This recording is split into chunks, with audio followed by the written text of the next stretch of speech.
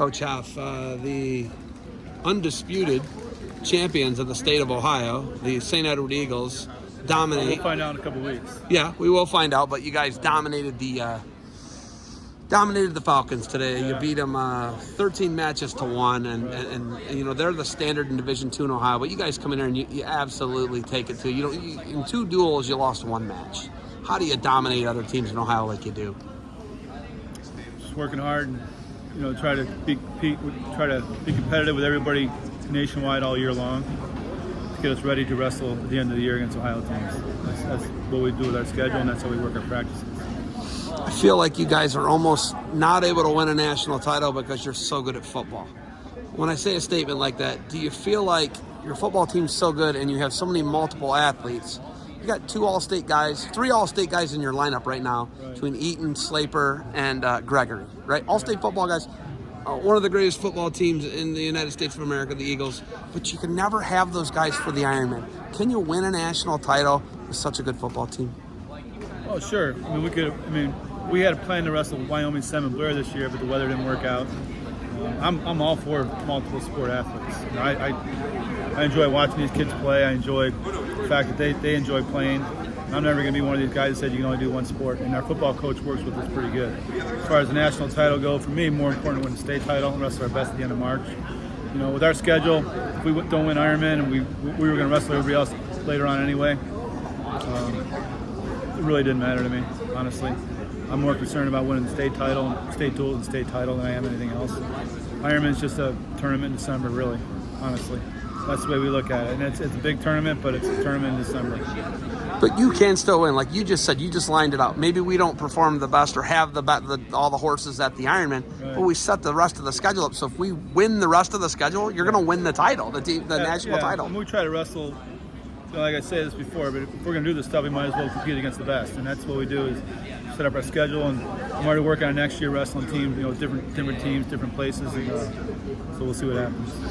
Doc B, talk to me about traveling to California. I don't know if you guys have done that before, but how different was that to get the feel? And you guys were the runner-up there at the Doc B, but how different is West Coast wrestling and California teams compared to what you have in the Midwest? Doc B, it's the second time we've done that. The tournament itself is as good as Ironman or any of these other tournaments. And I say that because these California teams can't wrestle in the prep schools. They can't wrestle against Wyoming 7 Blair and stuff like that because of state rules. So you go there and you see kids that otherwise you wouldn't be able to see. And it's really well, from the time we step on the scales to the time the finals are done, it's the best run tournament we've had all year. And it's a really good tournament, and I encourage anybody to go out there. The competition was top notch. It was really good. And I think that Clovis, that Fresno area, the valley there, they call it Central Valley, is overlooked, and it's a really good area of wrestling.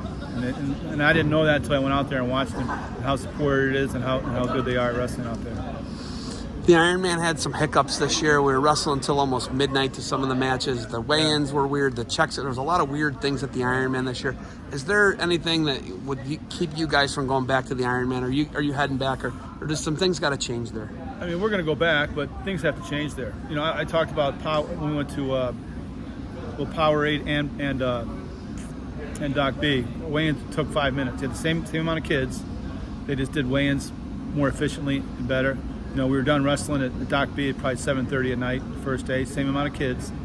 It was run better and run more efficiently. And Ironman's a great tournament, a great event, and we'll probably always go there. But it was a shame what happened this year. We had guys wrestling at midnight. I think you put one of those matches with Bird and was wrestling the Blair kid. It was like 11:45 at night, and you put what a match. So it's a shame no one saw that match because everyone was gone. It's not fair to the kids. It's not fair to the kids in a lot of different ways. So we'll continue to go back, but I just hope that they change the way they do things.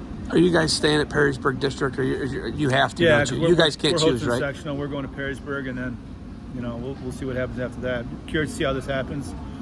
It's the first year doing it, and we'll see what happens. Is this the junior team, the best team one of the best classes you've ever seen at St. Edward? It's pretty good. We'll see when they're all said and done, but they're pretty good. But we got a lot of improvement to do. We still got some weight. Still got some weights we got to settle with wrestle-offs, and we'll see. I figured that you're just never going to retire, so I'm going to stop asking the question. Yeah. You're still so high level.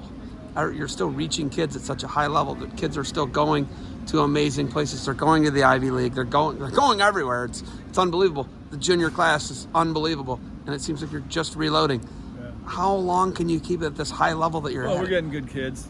You know, we get good kids from good families, and it's easy to work with good kids and good families. And I wouldn't be a good coach if we didn't have good kids. And our staff, I have to give a lot of credit to Gus Seiko and Zach Carson and Evan Cheek and Marinucci and these guys they're actually on the mat wrestling these guys all the time now. You know, I used to be able to do that. I can't do it anymore. But these guys are out there wrestling and getting after it every day with the kids, which helps tremendously. And I think they're really, really good with the kids. You know, I'm more of a facilitator now, but you know, it takes a lot. You know, give a lot of credit to West Shore and youth coaches all over the area, developing kids, and we just kind of get good kids. So. Okay, I'm gonna have to come over. What's the bar? What's the bar in West Park?